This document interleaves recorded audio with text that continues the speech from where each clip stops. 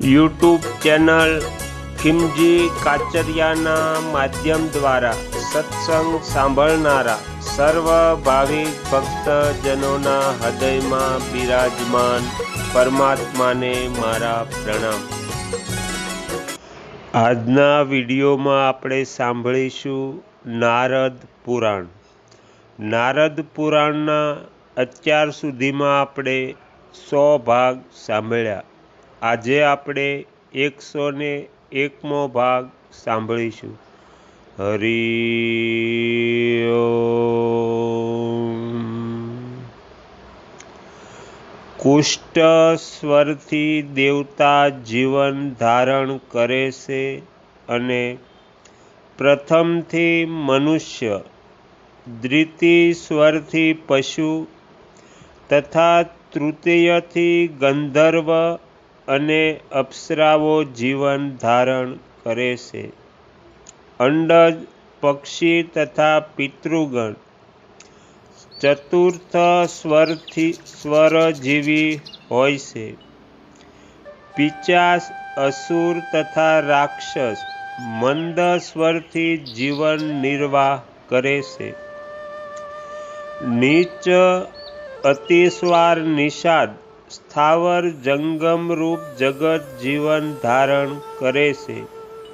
આ પ્રમાણે સામિક સ્વરથી બધા પ્રાણી જીવન ધારણ કરે છે। જે દીપ્તા, આયતા, કરુણા, મુદુ તથા મધ્ય શ્રુતિઓનો વિશેષજ્ઞ નથી તે આચાર્ય કહેવાવાનો અધિકારી નથી। મંદ્ર, પંચમ, દ્વિતીય, ચતુર્થ, અતિસ્વાર, ષષ્ઠ અને તૃતીય આ 5 સ્વરોની શ્રુતિ દીપ્તા કહેવાય છે। પ્રથમથી શ્રુતિ મુદુ છે અને સપ્તમની શ્રુતિ કરુણા છે। અન્ય જે મુદુ, મધ્યમાં અને આયતા નામવાળી શ્રુતિઓ છે તે દ્વિતીય સ્વરમાં હોય છે। હું તે બધાના અલગ અલગ લક્ષણ કહું છું। નીચ અર્થાત તૃતીય સ્વર દૂર રહેવાથી દ્વિતીય સ્વરની આયતા શ્રુતિ થાય છે। વિપર્ય અર્થાત ચતુર પરે રહેવાથી ઉક્ત સ્વરની મૃદુભૂષા શ્રુતિ થાય છે। પોતાનો સ્વર પરે હોય અને સ્વરાંતર પરે ન હોય તો તેને મધ્યમાં શ્રુતિ હોય છે। આ બધું વિચારીને સામસ્વરનો પ્રયોગ કરવો જોઈએ। કુષ્ટ સ્વર પરે હોય તો બીજા સ્વરમાં સ્થિત જે શ્રુતિ છે તેને દીપ્તા સમજો। પ્રથમ સ્વરમાં હોય તો તે મુદુ શ્રુતિ માનવામાં આવી છે। જો ચતુર્થ સ્વરમાં હોય તો તે જ શ્રુતિ મુદુ કહેવાય છે તથા મંદ્ર સ્વરમાં હોય તો દીપ્તા થાય છે। સામની સમાપ્તિ થયા પછી જે કોઈ પણ સ્વરમાં સ્થિત શ્રુતિ દીપ્તા જ હોય છે। સ્વરના સમાપ્ત થતા પહેલા આયતા વગેરે શ્રુતિનો પ્રયોગ ન કરવો। સ્વર સમાપ્ત થયા પછી પણ જ્યાં સુધી ગાનનો વિચ્છેદ ન થઈ જાય 2 સ્વરોની મધ્યમાં પણ શ્રુતિનો પ્રયોગ ન કરવો।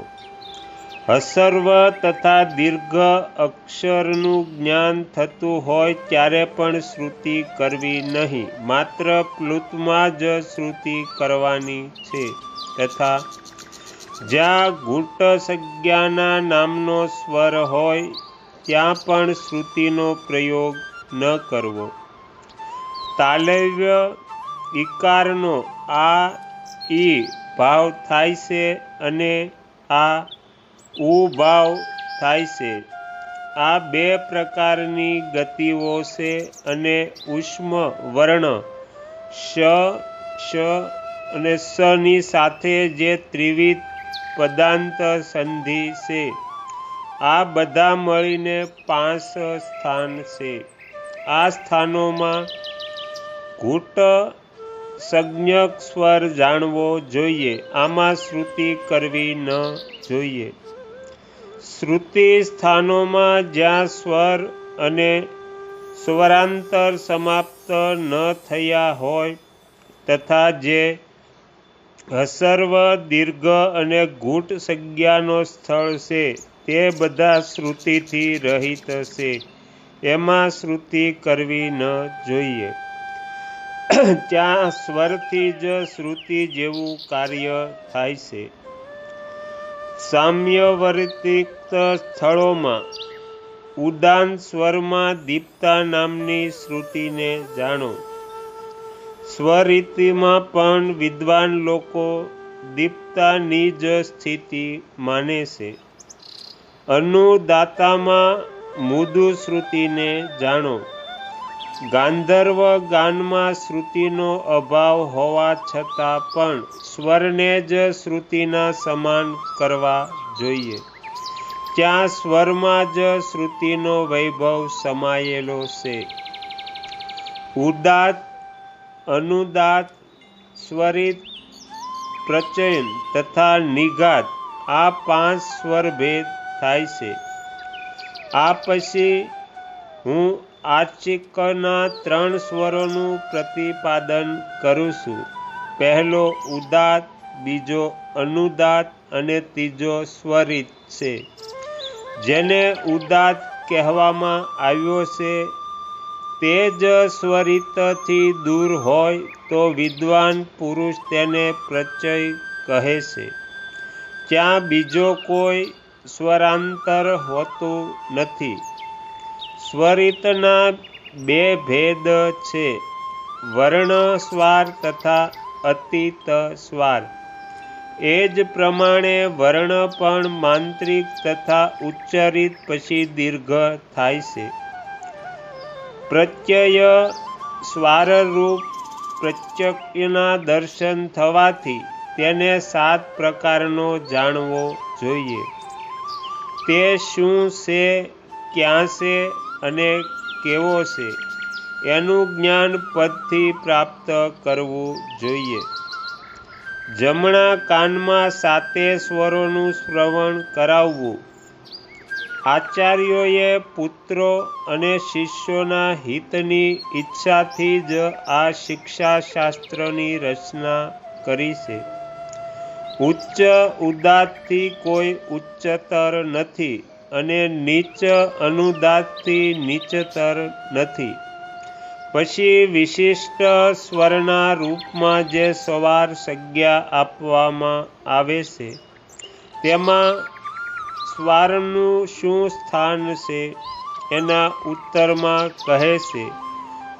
ઉચ્ચ ઉદાત અને નીચ અનુદાત ની મધ્યમાં જે સાધારણ આ શ્રુતિ છે તેને જ શિક્ષાશાસ્ત્રના વિદ્વાન સ્વાર સંજ્ઞામાં સ્વાર નામે જાણે છે. ઉદાતમાં નિષાદ અને ગાંધાર સ્વર છે.